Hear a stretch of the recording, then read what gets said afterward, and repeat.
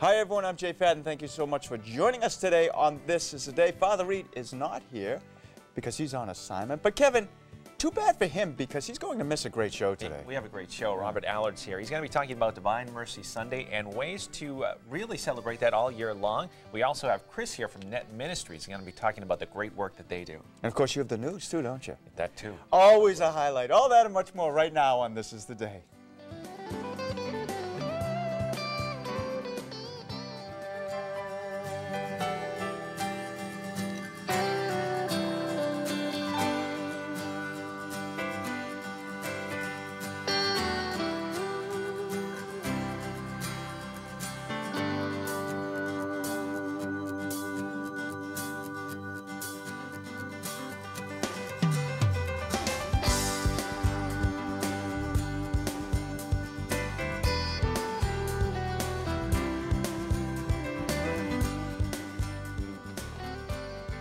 Hello, hello, hello. I'm Jay Fadden. Thank you so much for joining us today on This Is the Day. I'm joined by my great friend Kevin Elson. We have some wonderful guests today. And of course, I'm joined by you at home. Kevin and I are very happy that you've decided to tune into This Is the Day. You've made a good choice because you're going to hear some great stuff today. How you doing? Boy, the stakes are high now. I put them way up there. So yeah, you better do pretty well today because you're sitting in Father Reed's chair, so I expect a lot. Who I believe's on assignment. He is on assignment. Yes. Good for him. I was on assignment yesterday, you know. Oh, wow. I actually was down in Florida. Oh. It sounds much better than it is. I left Sunday night late, got there very late, had to go to some meetings with some friends down there from CTN, who were just a wonderful group. And my hotel room actually had no windows. I had no windows. Were you in no the basement windows. Or something? Or? I don't know what they did to me, but I got the cheapest room, and I certainly did. And then I went from that meeting, from my hotel room right into a meeting place with no windows either. Wow. So when I was driving to the airport later yesterday afternoon, because I took a late flight, I actually said, "Can I just please open the window just so I can feel some nice, fresh, warm air?" And he let me. So that was nice. That's great. And now you're back, and you have plenty of windows here. I've got plenty of windows, but I can't open them because it's too cold. Hey, congratulations to Luke Matheny because he won a big award last night. Did you watch? I did watch. It was pretty exciting because you know we had him here on This Is the Day. We talked to him, and we actually talked to Father Willie Raymond as well, who is the head of Family Theater. And they have the Angelus Awards, and Luke won the Angelus Awards, and then he got nominated for an Oscar. And so I was paying particular attention to that category, and he won the short film award too. So well deserved. Yeah, it was great, and he was one of the highlights of the awards. I thought he did a great speech. You know, he got right up there and said, "Oh, if I known I would have won, I would have got a haircut." He's got a big haircut. Well, he should have mentioned you. If he had mentioned you, it would have come full circle at that point. I'm sure it slipped his mind. Yeah. Yeah, I think you included actually in the original text, but they had to shorten a little bit, just time constraints, as you know. Hey, another person we have to congratulate because this happens tomorrow, Bonnie, right? It's tomorrow that Father Chris Coyne becomes a bishop. Chris Coyne. Excellent, yes. And there he is. He's right here on the magazine. And we'll be bringing that into your homes on CatholicTV next week because it will not be live, but we'll get a tape of that and put that on for you next week, which is a great thing. And it's special. You know, many of you know Father Chris Coyne from the many series he's done here, and it's great to see him moving on. And they're a lucky group out there. I have to tell you, I've known him. I've had him as a teacher before. He used to teach over at the seminary and in the Master of Arts and Ministry program in Boston, Massachusetts. And he's wonderful. He gave us both good grades, right? Did you have him too in the same class? Yeah, I know we went together, but I think we were his shining students, weren't we? Well, you might have been. I'm not so sure that I was. I think mine was just get him out so I don't have him again. He still talks about us, I think. he might, but I'm not sure if it's in glowing ways. But he's just a phenomenal guy. Yeah. Always been so good to us here. And I have to tell you, in Indiana, you are very, very fortunate because he's just a gentleman, a great priest, and loves God, and it shows in the way he preaches, how he talks, and how he lives his life. So good for them. Tough for us. It's always tough to lose such a good guy. True. But it's not goodbye, as we say. It's just we will see you later on. I like that. Yeah, well, it's something I like to throw in there. Hey, have you ever seen the Swiss Guard before? Yes, yeah. What do you think of them? I love them. Kind of caught you off guard, huh? Well, very impressive. Very impressive. Yeah, we've had them on here on This Is the Day, and I know that you and this is probably a good lead into that. I know you were able to speak to them when you and Father Reed were over there in Rome, and we actually had one in our class, Andres. Andres has been on the show before, and we've got a lot of friends in the Swiss Guard. I have a Facebook buddy who is a Swiss Guard guy. Wow. And I'm not going to tell you who it is because then you'll try to take him as your Facebook buddy. And I don't want to do that. That's the first thing I was thinking of, Jay. But they do awesome work over there. Very impressive work, extremely hard. Bright guys who, and the qualifications to become a Swiss Guard are unbelievable. They're very stringent, and you can see why, just the responsibility that they have. It's unbelievable. I didn't know they were, now everyone knows the Swiss Guard because of their uniforms. Yeah. But you know what? They're also undercover. Some of them dress like you and me. I did hear that, yeah. And they have those little head earphones, where they can go like that. You just want to do that so you look like a Swiss Guard, don't you? It is pretty cool when you do that. Or they have them on them, their little sleeves. Well, Father Reed might not be here live, but he's about to be on your television set because we have a Viaggio a Roma, and it's with the Swiss Guard. So let's go to that.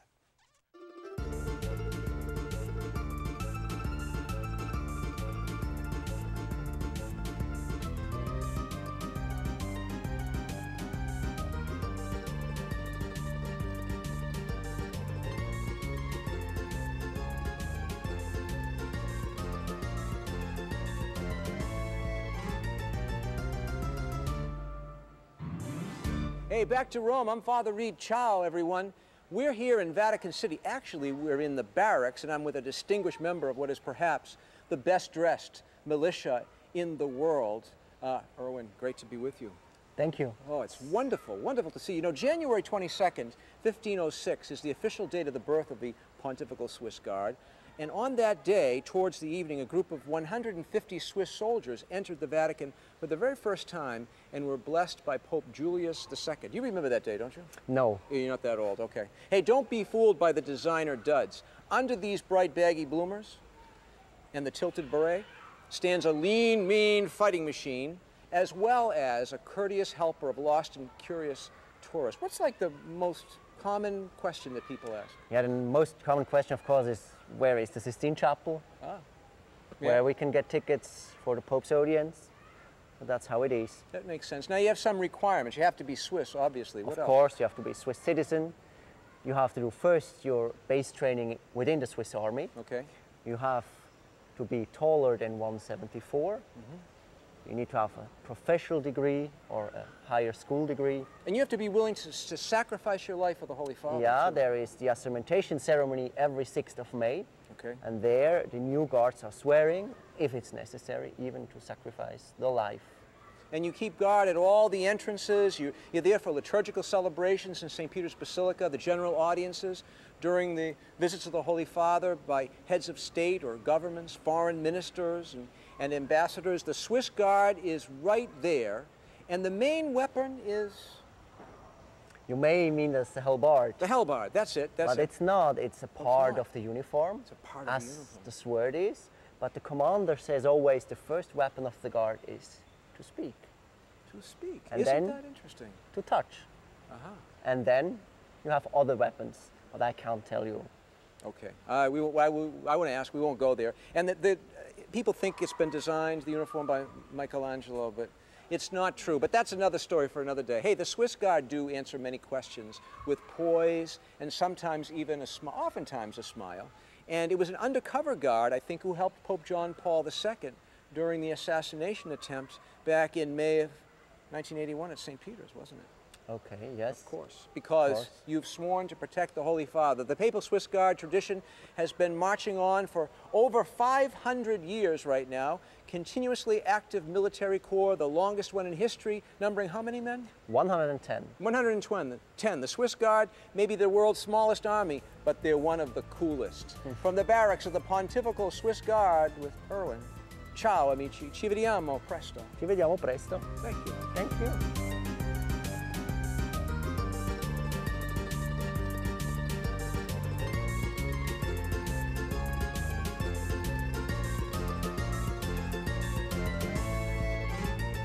And we have to thank Erwin for allowing us to go in there and show you that, bring that into your home, because a lot of people don't get to see that, Kevin.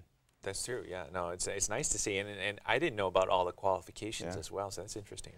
Well, joining us now is Robert Allard, Mercy all year long. Robert, how you doing? Good. How you doing? I'm doing great. Where are you calling us from? Port St. Lucie, Florida. Oh, my goodness. Well, you have much better weather than we do. I was just down in Florida yesterday, but I was in the Tampa area. Oh, that's on the other coast. That's, yeah. But it's all good in Florida. That's what I say. Hey, tell us about your work with helping parishes to correctly celebrate Divine Mercy Sunday. Well, I'm glad you used that word, correct, because there's so much confusion out there. What I tell people is that it's not a party for devotees. What it is, it's a refuge for sinners, and we need to focus on, inviting the Easter-only Catholics and fallen away Catholics to this great feast so they can receive the forgiveness of sins and punishment and just be brought right back into the church. So my job is to get parishes to look at Divine Mercy Sunday in a different way. Let's use it as a tool for evangelization and not just focus on afternoon devotions. Let's really help Jesus and the church to renew the church. And there is that misconception that Divine Mercy Sunday is just about the one Sunday after Easter, but it's a way of life, and maybe if you could talk to us about some of the practical ways that people can participate in the devotion every day. Well, we can say the chaplet every day, not particularly at 3 o'clock, but then at 3 o'clock, the hour of mercy, we can think about our Lord's wounds and his suffering and ask for special favors at that time. But, we need to practice mercy all the time because Jesus told us if we don't practice it, we won't receive it. So that's something that we need to live every day. Well, this is a very special year. Pope John Paul II will be beatified on Divine Mercy Sunday, and that's such a grace because he canonized Faustina. How will you celebrate that day? Well, like every other Mercy Sunday, I'll go to church and receive communion, and I make sure that I always prepare by going to confession ahead of time and encourage everybody else to go to confession and to come to church on Divine Mercy Sunday. And that's what my focus is on, is getting fallen away Catholics and Easter-only Catholics back to the practice of their faith. And I think it's just great that Pope Benedict picked that day. And he said he did it on purpose, that it was very significant that he picked that day, and that's going to bring a lot more attention to Divine Mercy Sunday. If you could maybe expand on some of the ways that, or some of the things that you are doing in order to get the word out, to sort of take it to the parishes and get them to understand more fully Divine Mercy Sunday, and as you said, the correct way to celebrate it. Well, the most important thing is, I think, to get to our priests and to help them to understand that this is really a refuge for sinners.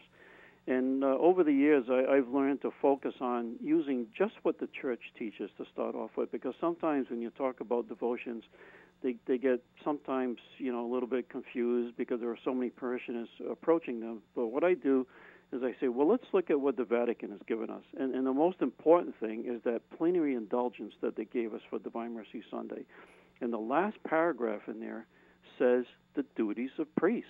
And it says that they have to inform everybody about the plenary indulgence, make extra time for confessions, and to lead the prayers for the indulgences after all the Masses. And I find that when priests start doing that, then they start realizing, what a great gift this is to get people back to the practice of their faith. Mm-hmm. Yeah. Robert, where can people learn more about your work? Well, on my website, it's called just what the feast is, divinemercysunday.com, and they can go on there and they get all the information about anything that they want for Divine Mercy Sunday. We have bulletin inserts, we have special leaflets just made especially for pastors and for bishops. It tells them how to celebrate Mercy Sunday. It points to all the documents from the Vatican, and it really clarifies a lot of things. Well, thanks so much for being with us, Robert. And I could be wrong on this, but I think I hear a New York accent. Am I right?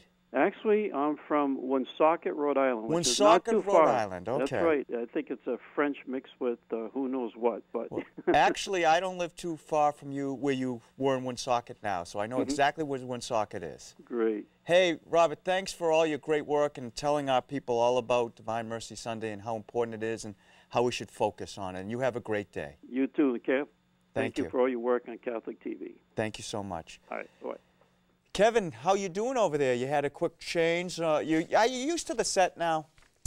Yeah, I'm getting used to it. Feels nice. Guys are working hard, you know. Our guys here work very hard for those graphics and lighting and putting it all together. So They sure I'm do. glad you do them justice and how well you do the news.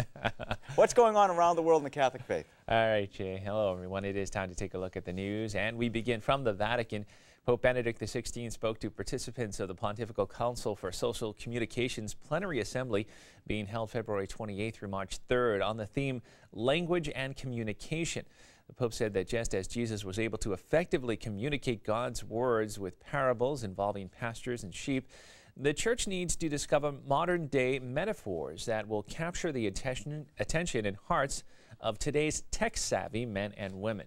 However, the Pope said proclaiming the gospel can't be based on punchy slogans or linguistic seduction. The communicator must be a true witness who displays Christian values and respect for dialogue. Pope Benedict held up as an effective communicator Father Matteo Ricci, the 16th century Jesuit missionary to China, who not only learned the Chinese language, but adopted the lifestyle and customs of cultured Chinese people and gained the people's respect. The Pope said Father Ricci spread Christ's message by always considering the people he was speaking to in their cultural and philosophical context, their values and their language, gathering all that was positive from their tradition and offering to enliven it and elevate it with the wisdom and truth of Christ. In other news from the Vatican, speaking at his Sunday Angelus blessing, Pope Benedict XVI told the 30,000 people gathered in St. Peter's Square that in this past Sunday's gospel message from St. Matthew, Jesus invites people to trust in the provident care of our Heavenly Father and to seek first His kingdom and its righteousness. Rome Reports has more on the Pope's message. During Sunday's Angelus, Benedict XVI made an invitation to live a balanced lifestyle in solidarity with everyone in society while not worrying about the stresses of money. In his speech, he recalled that Jesus invited all Christians to lead a simple life without riches. È chiaro che questo insegnamento di Gesù, pur rimanendo sempre vero e valido per tutti, viene praticato in modi diversi a seconda delle diverse vocazioni. Un frate francescano potrà seguirlo in maniera più radicale, mentre un padre di famiglia dovrà tener conto dei propri doveri verso la moglie e i figli. The Pope said being detached from material things also means working to improve one's personal life, something that helps liberate the person. La fede nella provvidenza, infatti, non dispensa dalla faticosa lotta per una vita dignitosa, ma libera dall'affanno per le cose e dalla paura del domani. Benedict XVI said, "This way of living in poverty is possible for everyone and is meant to take better care of the needs of society." Gesù ci ha dimostrato che cosa significa vivere con i piedi ben piantati per terra, attenti alle concrete situazioni del prossimo e al tempo stesso tenendo sempre il cuore in cielo, immerso nella misericordia di Dio. Before saying goodbye, the Pope recalled that Sunday was also the World Day for Rare Diseases, and he called for continued scientific research in the field. Et Spiritus Sanctus. One other note from the Vatican, Pope Benedict XVI addressed the recent gathering of the 27th General Assembly of the Pontifical Academy for Life, which was taking place at the Vatican. In his address, the Pope said that pregnant women facing difficulties due to their personal circumstances or to health issues of the fetus can be misled by doctors or people close to them into believing that abortion is the best solution. The Pope said that especially when the fetus is found to have health problems, women are often convinced, even by their doctors, that abortion is not only a morally correct solution, but an obligatory therapeutic act in order to spare the child and its family suffering and avoid becoming an unjust burden to society. The Pope urged more support for all women whose well-being can never in any circumstance find fulfillment by choosing abortion. At the assembly, members of the Academy, doctors, and bioethics experts discussed the results of months of study on the controversial subject of umbilical cord blood banking and on the phenomenon of post-abortion trauma. American psychologist Teresa Burke, the founder of Rachel's Vineyard, was one of the speakers at the assembly. She told participants that many studies show that women who have had abortions have a significantly greater tendency to suffer depression, substance abuse, and other psychological problems than women who never terminated a pregnancy. She said that 46 million abortions were performed annually worldwide. And in news now from around the world, as the 30th anniversary of the Marian apparitions at Medjugorje approaches, the town is experiencing a building boom with new hostels, restaurants, and shops that cater to pilgrims. The 11 Franciscan friars assigned to the town's convent and its sole parish, St. James, are assisted by visiting priests administering to the pilgrims and the town's 3,500 residents. Individuals and members of the organized groups climb Apparition Hill, where 6 village children said they first saw Mary in June of 1981. Most of the Medjugorje seers have said the apparitions have continued every day for years. 3 say they still have visions each day, while the other 3 say they only see Mary once a year now. All 6 are now married and have children. 3 still live year-round in or near the village. For years, the local bishop has said he believes nothing supernatural is happening in Medjugorje, while the Vatican has said dioceses should not organize official pilgrimage to Medjugorje. It has said Catholics are free to visit the town and pray there, and that the local diocese and the Franciscans should organize pastoral care for them. The Vatican has appointed a commission to study the authenticity of the apparitions, and that investigation is continuing. As for now, though, pilgrims continue to flock to Medjugorje. An estimated 1.5 million pilgrims came in the past year.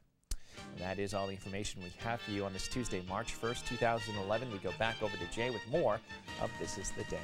Thanks a lot, Kevin. And now we actually go to an interview that Kevin had the chance to do down in Washington, D.C. with Chris from Net Ministries. Let's take a look. Well, thank you. And joining us now is Christopher Crocker, who is the Associate Director of Net Ministries. And Chris, thanks for being here. You're welcome. It's good to be here. Maybe if you could talk a little bit about the services of Net Ministry, and we'll start from there and go on. Sure, I'd love to. We take young adults ages 18 to 26, and they come. It's kind of like a school year. They come in the fall. We train them. We put them into teams. And then they either travel around the country in a van, so they get one backpack, one suitcase, and a pillow, and they all put all that in a van. They travel all over the country. Those teams, or retreat teams, they do retreats. And so they'll go into a parish or a high school or a grade school, and they can spend anywhere from 2 hours to maybe a weekend. And their main goal, our mission, is to challenge young Catholics to love Christ and embrace the life of the church. And so they'll do some games, they'll give a talk about Jesus' love, they'll share how God has impacted their own life, and then the big thing we do at the end of the retreat is we pray with them. We give them a chance to respond to God's call, to His love. And then we have 2 other teams that actually go into a parish all year. So we train them, we put them on a team, and instead of traveling around, they are in one site the entire year. And we try to have an impact, kind of, instead of just proclaiming the gospel, which is a good thing, we try to disciple the young people a little more. So there's a little bit more of an impact. It's a smaller area of reach. I mean, if we're going all over the country, you get a lot more people, but in the parishes, it's a longer term type thing. So, how would a diocese go about getting Net into their diocese? How does that work? In some ways, it's very simple. What we ask a person who's interested in Net to do is to ask their bishop to invite us in. We won't come in unless the bishop invites us. But once we're invited in, if there's somebody like, let's say, for instance, you wanted us to come to your diocese and you were willing to do a little bit of work, you'd contact us, you'd get that bishop letter, and then you would request dates from us. Like, we'd like you to come, the first couple weeks of November. And then we'd see if that works in our schedule, and if we have an opening. If we do, then we'll put you on the schedule. And then you would help us actually schedule some of the retreats, because you know your local area better than we do. And you might know, well, yeah, these guys would love to have a Net retreat. And then we put you in the schedule and we send you a team. And in terms of parish or school, what can they expect from Ned being there? They can expect, if they're open to it, a life-changing experience. The team will come in. They're young, so much unlike me a little bit now. They have a lot of energy. We train them, things like etiquette and all that, but sometimes they're a little goofy. But they're spirit-filled. So they come in, they'll do the retreat. What the young people notice more than anything, I think, are two things. They're authentic about their faith. They actually love the Lord because they pray every day. They learn how to love each other through thick and thin. And so what the young people see is our lives. It's an active witness of the gospel. It's not just somebody that's talking about it, but they're actually living it out. They see that, and I think they're attracted to it. So they want to know more. What is this? I thought church was boring all the time. I didn't want to come, but these people are happy. And then the other thing I think that is a tremendous impact in a parish or even a school is the teams, when they travel, they stay with host families. Okay. So instead of just the impact on the young people, we've seen hundreds, thousands of families that have been changed simply because the team is there. And they'll do something as simple as say, you know what, we say night prayer every night. Would you guys like to pray with us? And then that family continues to pray even after the net team is gone. And prayer changes lives. So, like a little seed is planted. Yeah. Oh yeah. Yep. And if someone wanted to find out more, wanted to get that ball rolling, like get that letter, how would they go about doing that? Very easy. Contact us at netusa.org. There's lots of information on there. We're also on Twitter and Facebook, so you can follow us on there as well. How has that helped too, being out there in the new media too, and sort of, being available for people to just... Oh, it's great. Yeah. I can't, even for me, connecting with alumni and even, sometimes retreatants that have been on, it's a way to maintain that contact, to see how they're doing. Yeah, it's great. All right. Well, thanks. Thank you for being here, and appreciate it, and encourage anybody who wants to contact Net Ministries. And let's head back now to the rest of This Is the Day. And we are back here. And Kevin, thanks for traveling down to Washington. You did a lot of interviews down there. Yeah, we got a lot of great interviews. Yeah, it was nice for people to take the time out to drop by our little area. Who was your team down there? Bonnie was down there? Bonnie was down there, and Dave, yeah. Oh, and Dave, okay. Well, then you had a great team. No matter who we send, it'd be a great team. Yeah, I wouldn't want to say they were, because there's all the teams are A teams here at Catholic TV. I always like when we have the clapping for you out there, Kevin. That might be the first time the staff has actually applauded. Of course, you mentioned them, so that's why they're applauding. Especially Dave, who's over there. Dave, why don't you sit down for the end of the show, at least, so people can see you now. Go ahead, you can come sit down. That's all right. Sit down at least at the end of the show. Hey, thanks so much for being with us. Know that all of you are in our thoughts and our prayers, and we'll see you Friday on This Is the Day. Thanks for joining us.